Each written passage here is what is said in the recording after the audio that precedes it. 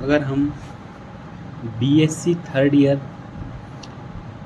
BSc part third, इसके अंदर second unit है जो इनऑर्गेनिक केमिस्ट्री की मेटल लिगेंड बॉन्डिंग, इसकी बात करें तब हम पहला जो टॉपिक पढ़ते हैं वो है लिमिटेशन ऑफ वीबीटी, वीबीटी की कमियाँ। वीबीटी की कमियों में सबसे पहले अगर हम पहला पॉइंट ध्यान दें तो वो है इसने सिर्फ मेटल के बारे में बताया है, लिगेंड के बारे में कम बताया है। ठीक है। दूसरी चीज़ यह संकुल जो कोऑर्डिनेशन कॉम्प्लेक्स हैं, संकुल यौगिक हैं, उनके कलर की व्याख्या नहीं कर पाया, रंग की व्याख्या नहीं कर पाया है। ठीक है। तीसरी चीज़ अगर हम बात करें तो ये जो थर्मोडायनामिक स्टेबिलिटी होती है, या हम जिसको बोलते हैं ऊष्मागतिकी स्थायित्व,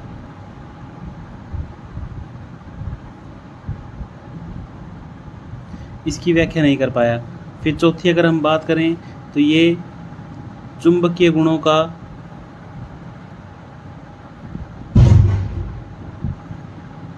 तापीय, चुंबकीय गुणों के ताप के साथ क्या परिवर्तन होता है, इसके बारे में नहीं बता पाया।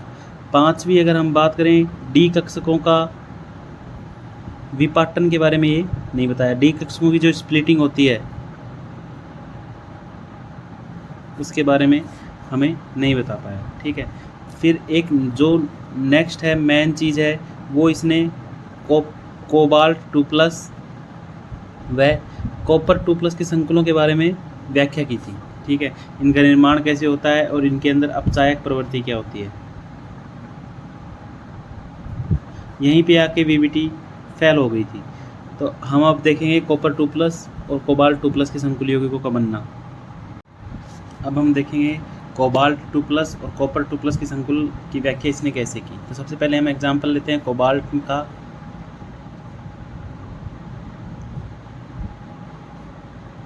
ठीक है। यहाँ पे NH3 क्या है, स्ट्रॉन्ग फील्ड लिगेंड है। ठीक है ना। और अगर कोबाल्ट 2+ की बात करें तो कोबाल्ट 2+ का इलेक्ट्रॉनिक कॉन्फ़िगरेशन होता है 3D में 7, 4s में 0 और 4p में भी 0 और 4d के अंदर भी 0। ठीक है। तब स्ट्रॉन्ग फील्ड लिगेंड की प्रेजेंस में क्या होती है, पेयरिंग हो जाती है, युग्मन हो जाता है।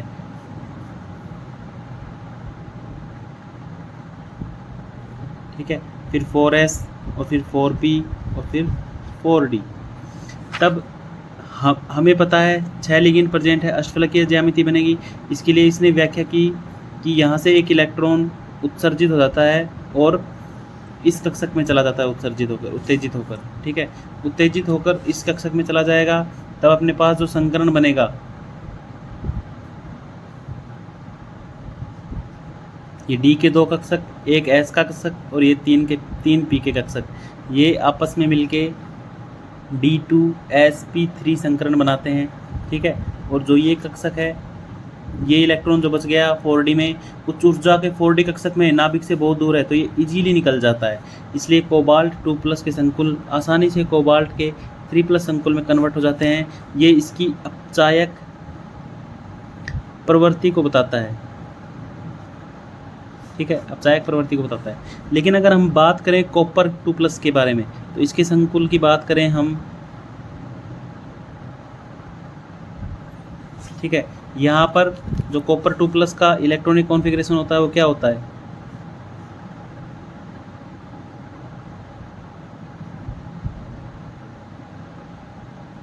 क्या होता है, 1 2 3 4 5 6 7 8 9 ये होता है। ठीक है। ये 3D 4s 4p। अब हमें जो संकुल बनेगा वो इजीली बन जाएगा 4s और एक s और 3p को मिलाकर sp3, और जो ज्यामिति होगी वो टेट्राहेड्रल चतुष्फलकीय बनेगी। लेकिन जो हमने ESR से स्टडी की तब हमें देखने को मिला कि जो ये जो कॉम्प्लेक्स होता है वो वर्ग समतलीय ज्यामिति शो करता है। ठीक है। तो वर्ग समतलीय ज्यामिति की व्याख्या कैसे की गई, अगर हम वर्ग समतलीय ज्यामिति की व्याख्या करें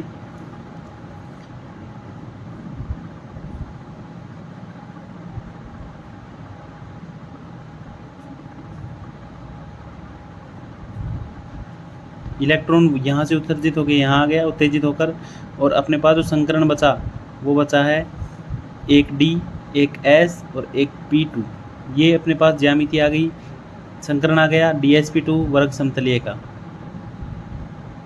लेकिन अगर ऐसा होता है तो हम सोचेंगे कि जो ये इलेक्ट्रॉन है ये नाभिक से बहुत दूर आ गया है, उच्च ऊर्जा कक्षक में आ गया है, तो इजीली बाहर निकल जाना चाहिए और कॉपर 2+ कॉपर 3+ में कन्वर्ट हो जाना चाहिए। लेकिन ऐसा नहीं होता है, इसकी जो आयनन एंथैल्पी होती है वो बहुत ज़्यादा उच्च होती है कॉपर 2+ की, ये आसानी से कॉपर 3+ नहीं बनाता है।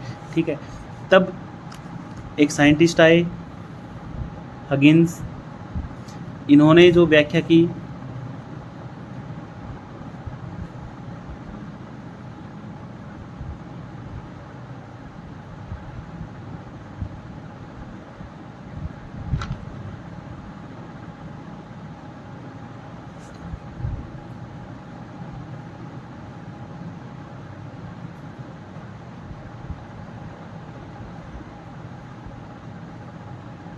इन्होंने संकरण बताया एक S, 2P और एक D, ये मिलाकर sp2d जो संकरण बनता है वो वर्ग समतलीय का बनता है, जो सर्वमान्य सिद्धांत था। ठीक है, इनकी वजह से, इस वजह से यहाँ पे VBT फेल हो गई, ये नहीं बता पाई थी इसके बारे में। फिर उसके बाद में हमने स्टार्ट की CFT क्रिस्टल फील्ड थ्योरी है, ये इसके बारे में बताती है। डी कक्षकों की मेन जो हम अगर बात करें तो ये डी कक्षकों के विपाटन के बारे में बताती है, डी कक्षकों का विपाटन कैसे होता है। ठीक है, तो डी कक्षकों का विपाटन, उसके अलावा भी इसने बहुत सारी चीज़ें बताई थी, उसके बारे में डिस्कस करते हैं हम। सबसे पहले CFT ने बताया कि जो ऋणावेशित जो लिगेंड होते हैं, ऋणावेशित लिगेंड होते हैं, वो लिगेंड जिनके ऊपर ऋणावेश होता है उनको इसने ऋणावेशित बिंदु माना। वो लिगेंड जिन पर ऋणावेशित होता है उनको ऋणावेशित बिंदु माना।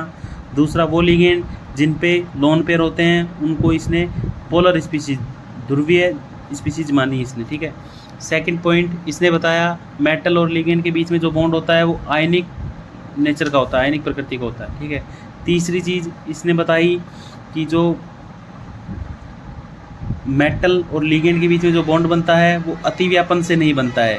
ठीक है, फिर लास्ट में इसने नेक्स्ट पॉइंट बताया डी कक्षकों के विपाटन के बारे में बताया इसने, डी कक्षकों के विपाटन के बारे में, स्प्लिटिंग के बारे में बताया डी ऑर्बिटल के। ठीक है, वो कैसी होती है तो उसकी व्याख्या इसने दी कि जब लिगेंड के इलेक्ट्रॉन के मेटल के पास आते हैं तो मेटल के पास जो डी कक्षकों में इलेक्ट्रॉन होते हैं वो इनसे प्रतिकर्षित होते हैं, एक दूसरे को प्रतिकर्षित करते हैं। इस वजह से जो 5 कक्षक पहले समभ्रंश थे या जिनको डीजनरेट थे पहले, अब उनकी डीजनरेसी ब्रेक हो जाती है। जो कक्षक इन लिगेंड के इलेक्ट्रॉन से प्रतिकर्षित होते हैं उनकी ऊर्जा बढ़ जाती है, और जो प्रतिकर्षित नहीं होते हैं उनकी ऊर्जा घट जाती है। इनकी ऊर्जा कैसे बढ़ती है, कैसे घटती है, वो अब हम देखेंगे। उससे पहले हमें पता होना चाहिए डी कक्षकों की आकृति कैसी होती है। ठीक है, वो हम पहले डिस्कस कर लेते हैं एक बार। तो अगर मैं बात करूं, अपने पास 5 डी कक्षक हैं, जिनमें पहला है DXY, DYZ, DZX। ठीक है, अगर XY की बात करें तो ये X और Y के बीच में मिलता है। इसकी जो पालियाँ होती हैं, लोब होती हैं, वो X और Y एक्स के बीच में प्रेजेंट होती हैं। अगर DYZ की बात करूं तो इसकी पालियाँ भी अक्षों के बीच में उपस्थित होती हैं, ये अक्ष है और इनके बीच में उपस्थित होती हैं। अगर मैं DZX की बात करूं तो इसकी पालियाँ भी अक्षों के बीच में उपस्थित होती हैं, DZX। ठीक है, फिर 2 कक्षक और बच गए जिनका नाम है DX²Y²।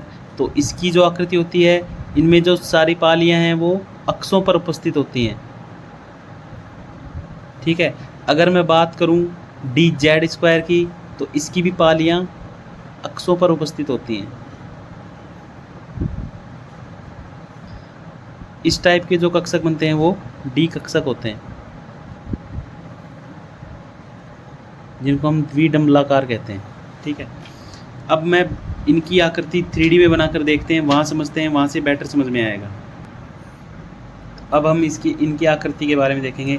3D में आकृति बनाते हैं तो 3D में हम एक क्यूब ड्रॉ कर लेते हैं। ठीक है। इसमें 3 एक्सिस हम ले लेते हैं, एक्स एक्सिस है, ये जेड एक्सिस है, और ये जो अंदर से जा रही है वो वाई एक्सिस है। ये 3 एक्सिस हैं हमारे पास क्यूब के अंदर। सबसे पहला ऑर्बिटल हम लेते हैं डी एक्स वाई। इसकी शेप क्यूब के अंदर कैसी होगी?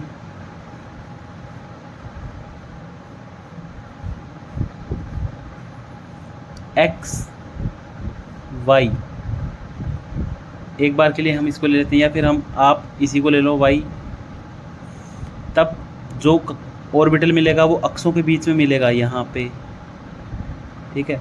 फिर एक मिलेगा इस पे, यहाँ पे एक, यहाँ पे और एक यहाँ पे। मतलब ये जो कॉर्नर हैं इनके बीच में टच करता है।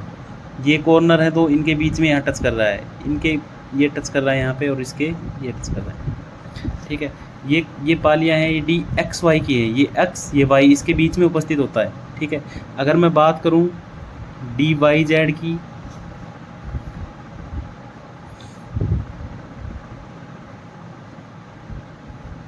ठीक है, ये वाई कक्षक है, ये जेड, ये वाई एक्सिस है और ये जेड एक्सिस है। इनके अक्षों के बीच में जो कक्षक उपस्थित होते हैं उनको वाई जेड बोलते हैं, डी वाई जेड। तो ये ऐसे उपस्थित होते हैं।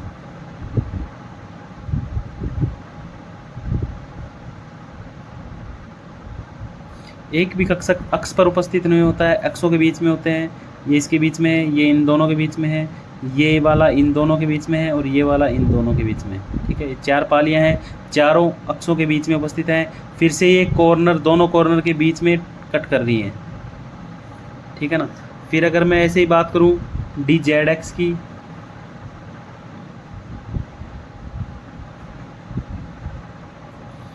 ये जेड है और ये एक्स एक्सिस है। इनके बीच में जो कक्षक उपस्थित होते हैं,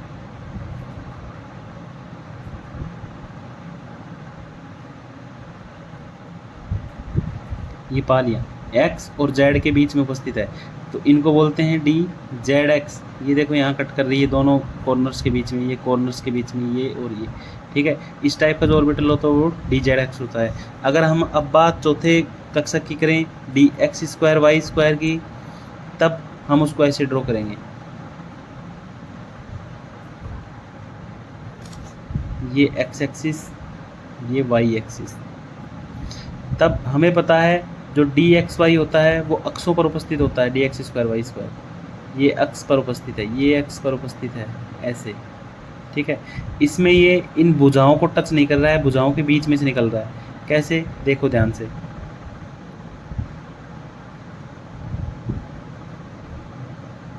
अगर मैं y की बात करूं तो y ऐसे, जैसा मेरा पेन है ना, ऐसे अंदर जा रहा है, इसके क्यूब के अंदर जा रहा है। तो जो y ऑर्बिटल बनेगा वो ऐसे बनेगा, D Y square X square Y square में, और डी जेड स्क्वायर ऐसे बनेगा। मतलब ये भुजा और इस भुजा के बीच में होगा जस्ट, और इस भुजा और इस भुजा के बीच में जस्ट होगा वाई वाली पाली। तो ये हो गया D X square Y square. D Z square की बात करूँ तो डी जेड स्क्वायर सिंपल सा बनेगा, ये जेड स्क्वायर, ये जेड एक्सिस होती है, इसके ऊपर जो पाली होती हैं वो होती हैं डी जेड स्क्वायर। ये भी इन दोनों भुजाओं के बीच में होता है, ठीक है।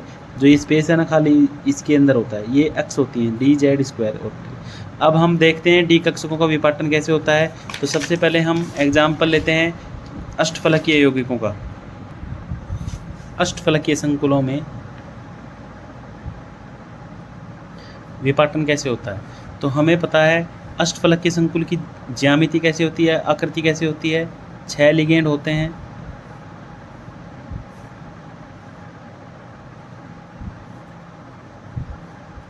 जो मेटल से बाइंड रहते हैं, जुड़े रहते हैं, ठीक है।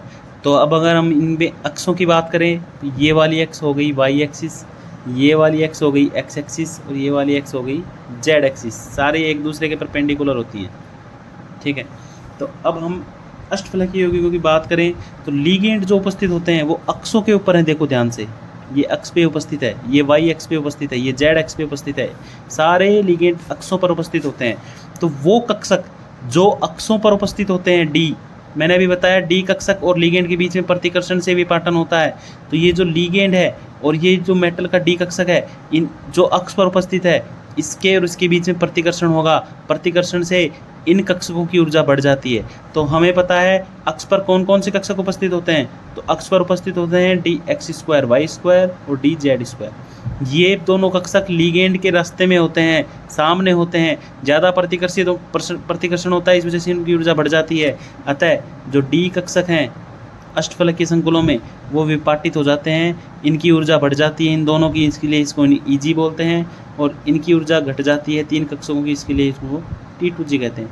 घटती क्यों है, क्योंकि जो दूसरे कक्षक हैं, ये तीन कक्षक हैं, ये अक्षों के बीच में उपस्थित होते हैं। यहाँ पे अगर उपस्थित है तो लिगेंड से बहुत दूर है, ये लिगेंड से बहुत दूर है, जबकि जो कक्षक अक्षों पर उपस्थित होते हैं वो लिगेंड के जस्ट पास में होते हैं, इसलिए अक्षों पर जो उपस्थित होते हैं उनकी ऊर्जा बढ़ जाती है, और अक्षों के बीच में जो उपस्थित होते हैं उनकी ऊर्जा घट जाती है। तो ये जो विपाटन होता है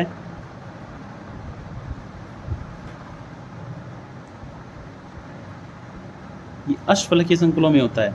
फिर जो ऊर्जा इनके बीच का जो गैप होता है इसको बैरीसेंटर बोलते हैं। यहाँ से ऊर्जा Eg कक्षकों की, यहाँ से T2G की। तो यहाँ से अगर होती है वो होती है +0.6 डेल्टा नोट, ये होती है -0.4 delta naught. Total delta naught energy होती है जिसको विपाटन ऊर्जा कहते हैं।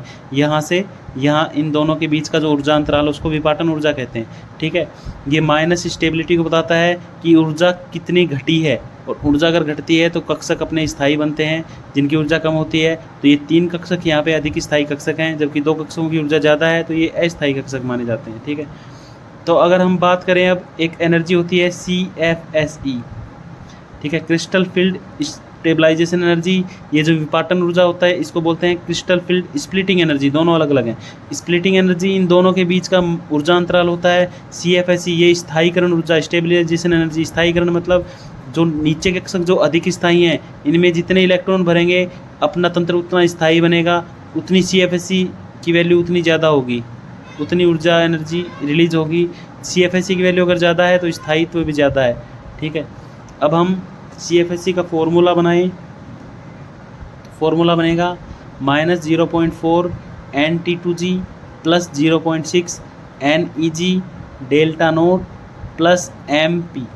ठीक है, तो ये जो N है ये T2G कक्षकों में उपस्थित इलेक्ट्रॉन, N यहाँ पे EG कक्षकों में उपस्थित इलेक्ट्रॉन। डेल्टा नोट है विपाटन ऊर्जा को बता रहा है, MP पेयरिंग एनर्जी की मान को बता रहा है। अब ये MP क्या होता है वो समझते हैं पहले। ठीक है, P मतलब पेयरिंग एनर्जी। पेयरिंग एनर्जी युग्मन ऊर्जा, मतलब इलेक्ट्रॉनों का युग्मन कराने के लिए जितनी ऊर्जा की ज़रूरत होती है उसको युग्मन ऊर्जा कहते हैं। कैसे, अगर मान लो अपने पास 4 इलेक्ट्रॉन हैं, ठीक है, मैं चारों को भरूंगा 1 2 3, चौथा इलेक्ट्रॉन यहाँ पे आएगा या यहाँ पे। अगर मैं इलेक्ट्रॉन यहाँ भर देता हूँ मतलब इलेक्ट्रॉनों का युग्मन हो गया है, यहाँ पे कोई युग्म नहीं था, यहाँ पे युग्मन हो चुका है, तब ये युग्मन कराने के लिए जो ऊर्जा होती है उसको पेयरिंग ऊर्जा बोलते हैं, युग्मन ऊर्जा। ठीक है, तब हम इसके फॉर्मूले में M का क्या यूज है, M क्या है, किसको शो कर रहा है, तो M विपाटित कक्षकों में उपस्थित इलेक्ट्रॉनों के युग्म, विपाटित कक्षकों में इलेक्ट्रॉनों का युग्म माइनस अविपाटित कक्षकों में इलेक्ट्रॉनों का युग्म। विपाटित कक्षक हैं इनमें एक युग्म है, माइनस अविपाटित कक्षकों में कोई युग्म नहीं है, 0। यहाँ पे M की वैल्यू 1 आएगी। ठीक है, अगर मैं यहाँ पे 6 इलेक्ट्रॉन भर देता हूँ तब 1 2 3 4 5 और 6 की पेयरिंग हो गई है। तो मैंने कहा विपाटित कक्षकों में इलेक्ट्रॉन युग्म की संख्या कितनी है, 1 2 3, माइनस अविपाटित कक्षकों में इलेक्ट्रॉन युग्म की संख्या कितनी है, 1 है, तो -1 कर दूंगा, टोटल 2 आ जाएगा, 2p लिखेंगे फिर हम इसको। M की वैल्यू किसको बताती है, टोटल जो पेयरिंग हुई है उसके अंदर। अगर यहाँ पे 3 पेयर बने हैं इसमें से इन पेयर्स को घटाना है। ठीक है, तो इस टाइप से हम M की वैल्यू निकाल लेते हैं। अब अगर मैं बात करूं चतुष्फलकीय यौगिकों में,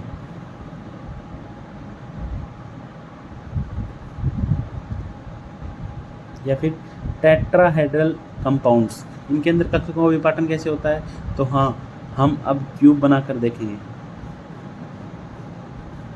यहाँ से हमें बेटर समझ में आएगा। चतुष्फलकीय संकुलों में जो लिगेंड उपस्थित होते हैं वो इस टाइप से कॉर्नर्स पर उपस्थित होते हैं। ठीक है, यहाँ पे मेटल होता है इस टाइप से। ठीक है, और जो कक्षक होते हैं, अभी हमने कक्षकों के बारे में समझा था, वो ध्यान से दोबारा देखते हैं।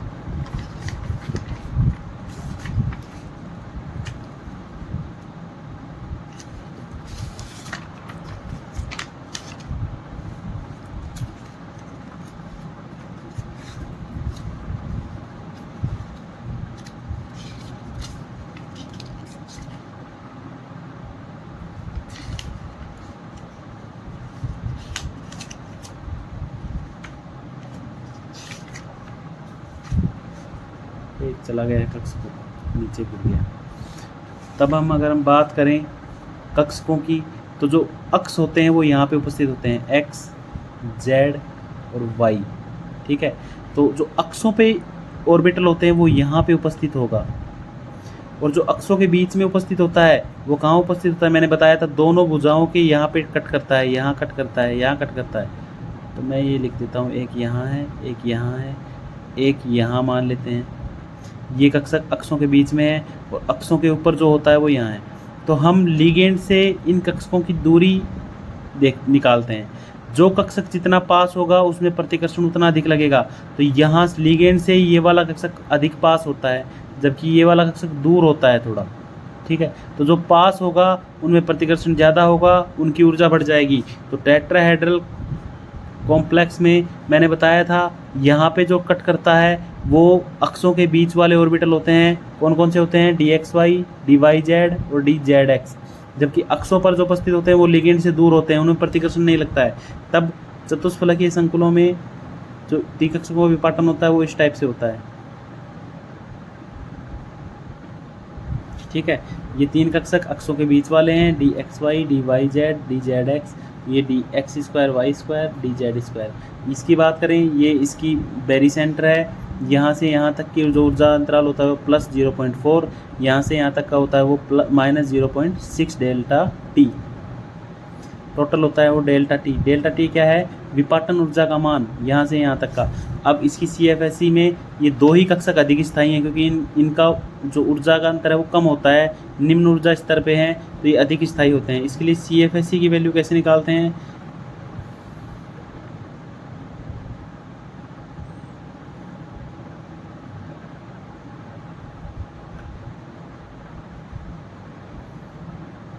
ठीक है।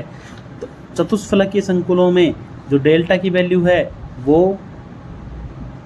अष्टफलकीय संकुलों से कम होती है। अगर डेल्टा की वैल्यू कम होगी, ये ऊर्जा अंतराल कम होगा, तो इलेक्ट्रॉन का पेयरिंग युग्मन नहीं होगा, इलेक्ट्रॉन ऊपर चले जाते हैं सीधे। इस वजह से चतुष्फलकीय संकुल हमेशा उच्च चक्रण संकुलों का निर्माण करते हैं। तो इसमें जो हम पहले लिखते थे MP, वो 0 हो जाएगा, क्योंकि यहाँ पे युग्मन नहीं होता है। इस टाइप से चतुष्फलकीय संकुलों में विपाटन होता है डी कक्षकों का। अगर अब मैं बात करूं वर्ग समतलीय यौगिकों का,